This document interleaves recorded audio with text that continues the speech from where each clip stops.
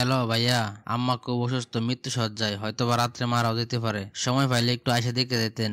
আচ্ছা ঠিক আছে, আমার সামনে কিছু কাজ আছে, অফিস শেষ করে আমি রওনা দিব।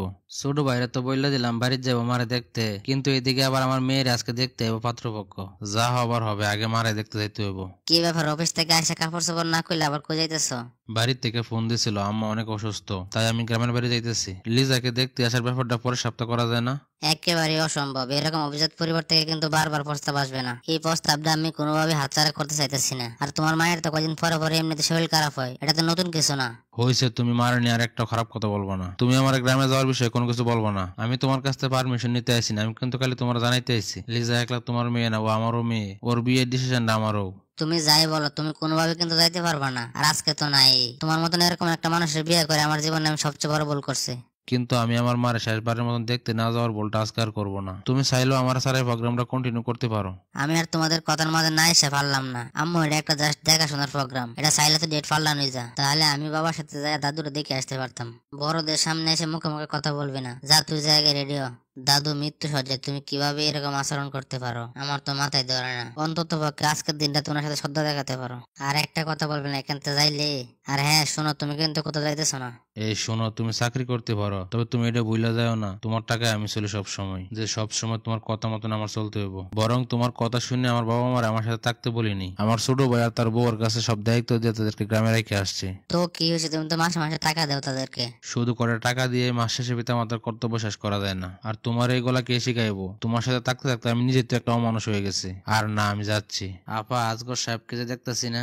আসলে সে অফিসে জরুরি কাজে একটু দেশের বাইরে আছে। আপনার শ্বশুর শাশুড়ি বা বাড়ির মুরব্বী কেউ নাই এখানে? তারা কি আপনার সাথে থাকে না? আসলে শ্বশুর শাশুড়ি অনেকবার বলছে তারা এখানে থাকতে চায় না। এই তো আজকে ফোন দিয়ে বলছিলাম আজ তারা আসে নাই। তাদের নাকি শহরে থাকতে ভালো লাগে না, তাই গ্রামে থাকে। মায়ের এই মিথ্যা কথা শুনে তো আমার মাথা একবার গরম হয়ে যেতেছে। আমি তো আর কন্ট্রোল করতে পারতেছি না। মা, তুমি তোমার মিথ্যা কথা বন্ধ করো এবার। তুমি কি বলছো মামুনি এগুলা? সরি আঙ্কেল, আমার মা আপনার সামনে খাড়ায় বারবার মিথ্যা কথা বলে যাচ্ছে, তাই আমি আর নিজের কন্ট্রোল করতে পারতেছি না।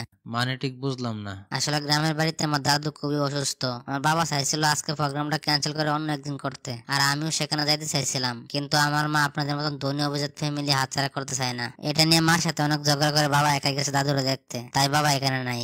লেজা, এগুলা কি হইতেছে? কেন আম্মু, আমি কি কোনো ভুল কিছু বললাম নাকি? শুধু তাই না, আমার মা কখনোই আমার দাদু দাদির এখানে রাখতে চায় নাই, এবং আমার মা কোনো সময় নিজ থেকে তাদের কোনো খোঁজ খবর নেয় না। আমার মা দাদু দাদির অত্যাচার করতে করতে তাদেরকে গ্রামের বাড়ি ফালায় রেখে আছে আমার ছোট চাচার কাছে। শুরু থেকে দেখে আসছে আমার আম্মুর কাছে তাদের ফ্যামিলির খুব মূল্য আছে, কিন্তু আমার বাবার ফ্যামিলির কোনো মূল্য নাই তার কাছে। ওনারা যতবারই গ্রাম থেকে বেড়াইতে আসে আমাদের বাসায়, ততবারই একটা না একটা অজুহাত দেয়া তাদেরকে চলে যেতে বাধ্য করে। আমি আমার মার এই অন্যায় গুলা কখনো সাপোর্ট করি না। এই মেয়েটার সাহসী মনোভাব দেখে আমার খুব পছন্দ হয়েছে, কিন্তু তোমার বাবা যে কি ভাবতেছে আল্লাহ জানে। তোমারে আমার খুবই পছন্দ হয়েছে মা, তুমি সত্যিটা বলছো। আমি অনেক খুশি হয়েছি। তোমার মার আমাদেরকে হাতছাড়া নিয়ে আর ভাবতে হইব না, বরং আমরা তোমার মতন মেয়েকে আর হাতছাড়া করতে চাই না। ঠিক আছে, আমি তোমার বাবার সাথে যোগাযোগ করার চেষ্টা করতেছি, আর আমি তোমার দাদুর কাছে নিয়ে যাবো দেখানোর জন্য, কারণ নতুন জীবন শুরু করতে গুরুজনদের দোয়া আশীর্বাদ খুব প্রয়োজন। আপনার অসংখ্য অসংখ্য ধন্যবাদ আঙ্কেল। বাবা, চকলেট এই নিয়ে কি তোমার কোনো অমত আছে?